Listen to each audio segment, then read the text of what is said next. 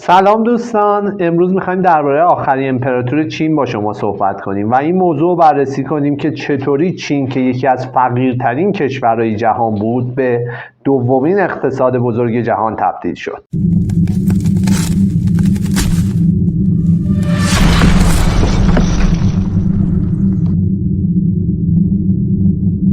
منبع ما در این ویدیو کتاب تاریخ تمدن نوشته آقای ویل دورانته. این پسر بچه پویی آخرین امپراتور چینه، ولی برای اینکه بدونیم چی میشه که امپراتوری چین با اون عظمت به پویی 2 سالی میرسه باید یه 60 سالی به عقب بریم. الان ما در سال 1851 هستیم. در اون زمان امپراتور شیانگ فنگ بر چین حکومت میکرد.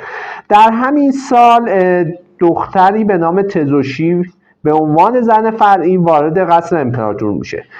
در زمان قدیم در چین امپراتورها یک زن اصلی داشتن که وارث تاج و تخت رو به دنیا می آورد و یه سری زنهای فرعی داشتن که امپراتور هر ساله یه سری مشخصات به کارگزارای خودش میگفت، مثل اینکه قد دختر مورد نظرش چقدر باشه، چاق باشه، لاغر باشه، چه شکلی باشه، و کارگزارانش در شهرها و روستاها میگشتن و دخترهایی که با مشخصاتی که امپراتور گفته مطابقت داشت رو دستچین میکردن و به قصر امپراتور میفرستادن. تزوشی هم یکی از همین دخترها بود.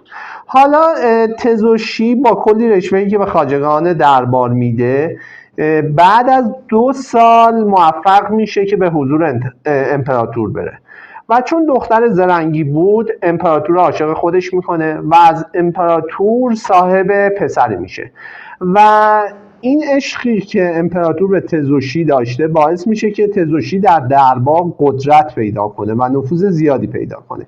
در سال 1861 امپراتور بیمار میشه و تزوشی امپراتور رو راضی میکنه که پسرش رو به عنوان ولیعهد معرفی کنه. امپراتور در همون سال در سن 30 سالگی میمیره. خیلی هم مرگ عجیبی بوده که امپراتور در جوانی میمیره.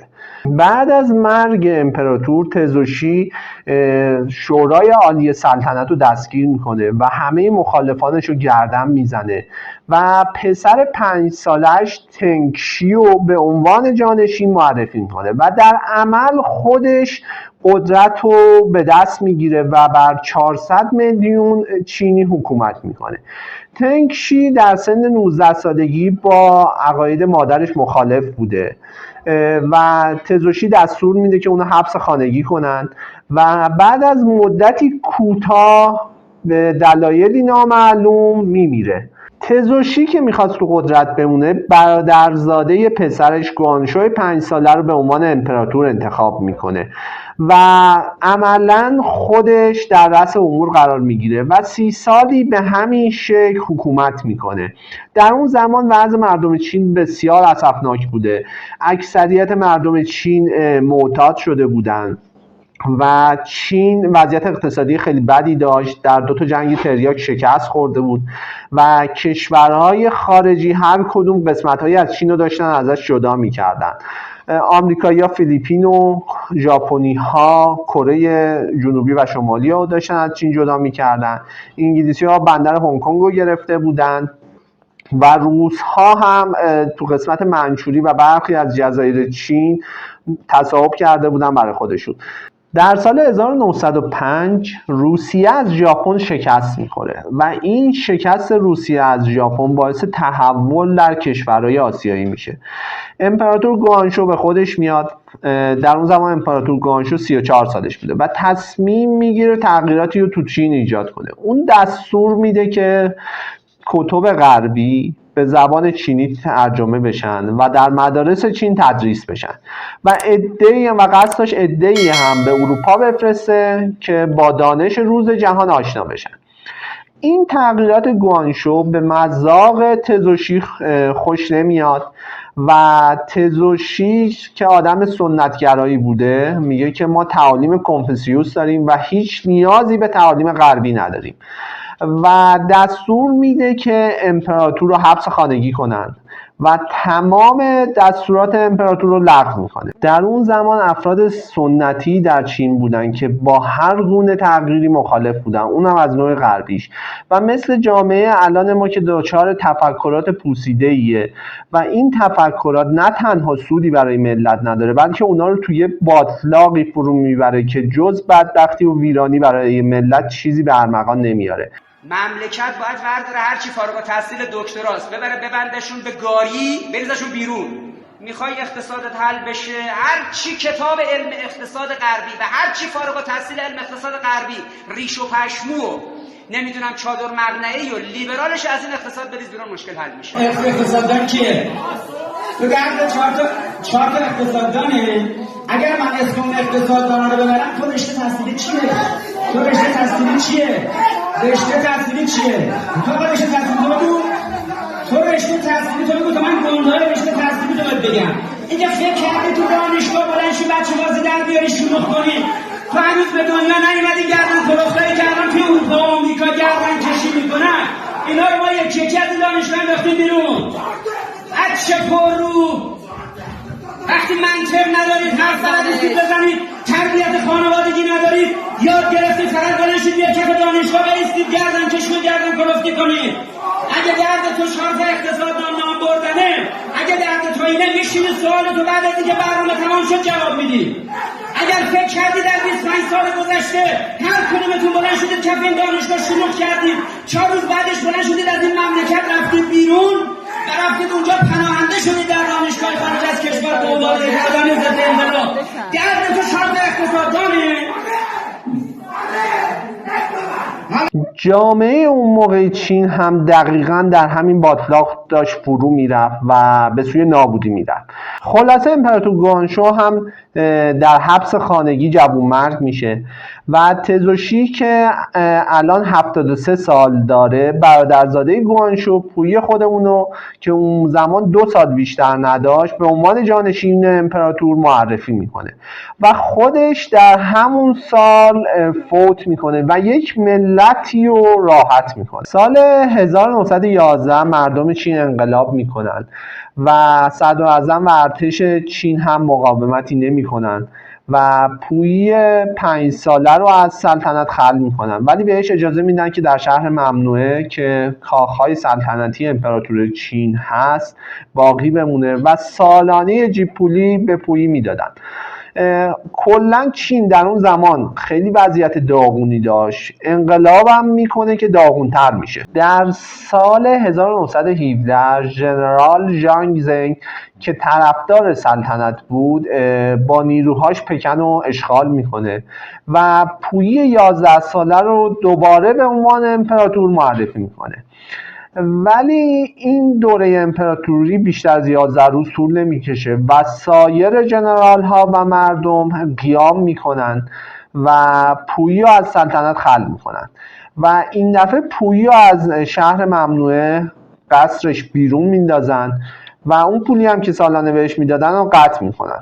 پویی به سفارت ژاپن پناهنده میشه. ژاپنی ها در سال 1934 به منچوری شمال شرقی چین حمله میکنن و اونجا رو اشغال میکنن و پویی رو به عنوان امپراتور اون ناحیه معرفی میکنن. دولت‌های غربی و آمریکا به ژاپن اعتراض میکنن و ژاپن در جوابشون میگه که من به خواست امپراتور چین در چین هستم. ژاپن در حال صنعتی شدن بود و نیاز زیادی به مواد اولیه‌ای مثل آهن و زغالسنگ داشت. به خاطر همین منچوری براش بسیار مهم بود.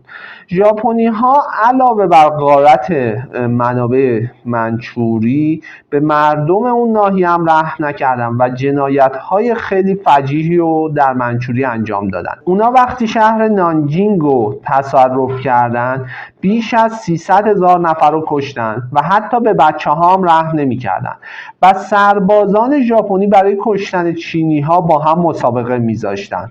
به 20 تا 80,000 تا زن در نانجینگ تجاوز کردند. ژاپنی ها بعد از تجاوز به زنها دست و پای اونها و سینه هاشون رو میبریدن و اونا رو به زجر میکشتند. ژاپنی ها خیلی به تجربه آلمانی ها در استفاده از گاز کلور در جنگ جهانی اول علاقه داشتند.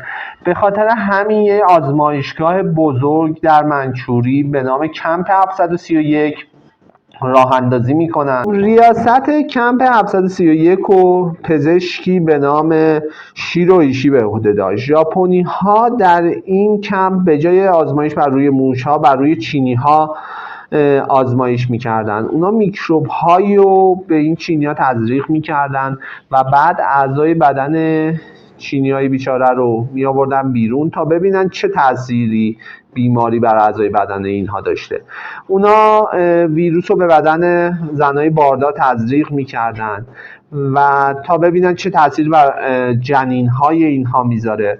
فقط بیش از 580,000 نفر رو در آزمایش رهاسازی کک‌های آلوده به طاعون در شهر چانگی کشتن. اونا دست و پای چینی ها رو قطع میکردن تا پزشکاشون بتونن عمل پیوند اعضا رو تمرین کنن. بعد از جنگ جهانی دوم و شکست ژاپن، اطلاعات و نتایج آزمایش هایی که در کمپ 731 انجام شده بود به دست آمریکایی‌ها میفته و آمریکایی‌ها خیلی از دانشمندان و پزشکایی که در کمپ 731 جنایت‌های وحشتناکی انجام داده بودن و به شرط همکاری با آمریکا از جنایات جنگی تبرئه میکنن و به خاطر روابط اون زمان چین و آمریکا این جنایت ها تا سالها محرمانه تلقی میشه و صحبتی از اونها نمیشه.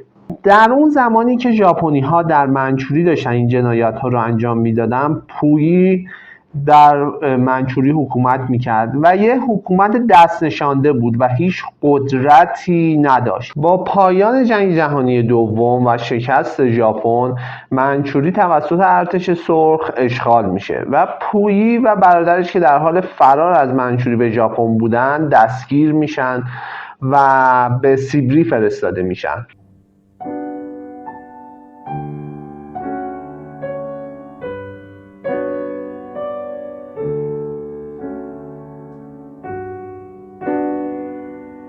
مائو و حزب کمونیست در سال 1949 قدرت رو در چین به دست گرفتن و به 22 سال جنگ داخلی در این کشور پایان دادن. مائو در سال 1958 طرح جهش بزرگ خودش رو میخواست اجرا کنه. در این طرح بسیاری از کشاورزان رو مجبور کرد که در صنایع مشغول به کار بشن. به مائو گزارش دادن که گنجشک‌ها درصدی از محصولات کشاورزی رو نابود میکنن. مائو فرمانی صادر میکنه و به تمام مردم میگه که باید گنجشک‌ها رو بکشید. با کشتن گنجشک‌ها باعث میشه که آفات در مزارع زیاد بشه و قحطی بزرگی در چین به وجود بیاد که از سال 1959 تا سال 1961 ادامه داشت و در طول این قحطی حدود 15 تا 50 میلیون نفر کشته میشن و چین تا سالها از شوروی گنجشک وارد میکرده. در سال 1966 مائو برای سرکوب مخالفین خودش دست به انقلاب فرهنگی میزنه و در یک اقدام هماهنگ هزاران دانشجو و دانش آموز پیرو مائو با در دست داشتن دفترچه‌های سرخ مائو به افرادی که کوچکترین مخالفت با تفکر مائو داشتن حمله میکنن و اونا رو دستگیر میکنن. خیلی از روشنفکرای جامعه دستگیر میشن یا کشته میشن یا تبعید میشن. در این انقلاب فرهنگی که تا زمان مرگ مائو در سال 1976 ادامه داشته، حدود 400,000 نفر کشته میشند. در اون سالها چین جزو فقیرترین کشورهای جهان بود و اقتصاد خیلی ضعیفی داشت. پس از مرگ مائو در سال 1976 جانشینانش از تعالیم مائو پیروی نمی‌کنن و به سمت لیبرالیسم میرن و همون کاری که امپراتور گانشو در سال 1905 میخواست انجام بده که حالا تزوشی اونو دستگیر میکنه و میکشه، جانشینان مائو انجام میدن و طی 30 سال به یکی از بزرگترین قدرت‌های اقتصادی جهان تبدیل میشن. چینی ها تفکر مائویسم رو کنار گذاشتن و پیشرفت رو انتخاب کردن و هر ملتی که تفکرات پوسیده گذشتهش رو نخواد کنار بذاره نمیتونه پیشرفت کنه. در سال 2016 یک بنای بزرگی برای یادبود مائو ساختن و نکته عجیبی که وجود داره که چینی ها چرا هنوز از مائو به عنوان پدر چین یاد میکنن، کسی که بیشترین جنایت رو در جهان انجام داده و باعث مرگ میلیون ها نفر شده. برگردیم به ادامه داستان. چند سال بعد از جنگ جهانی دوم و بهبود روابط شوروی و چین، پویی به چین انتقال داده میشه و در دادگاهی در چین به زندان محکوم میشه و به زندان فرستاده میشه.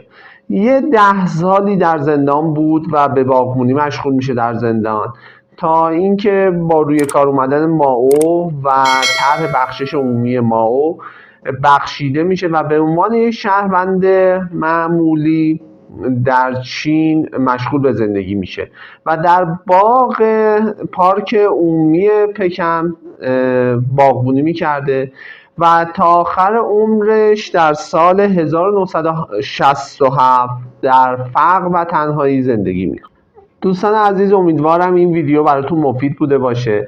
در زیر لینک کتاب صوتی تاریخ تمدن آقای ویلدورانت رو براتون قرار میدم و خیلی خوشحال میشم نظراتتون رو درباره این ویدیو برامون بنویسید و تا ویدیوی بعدی خداحافظ.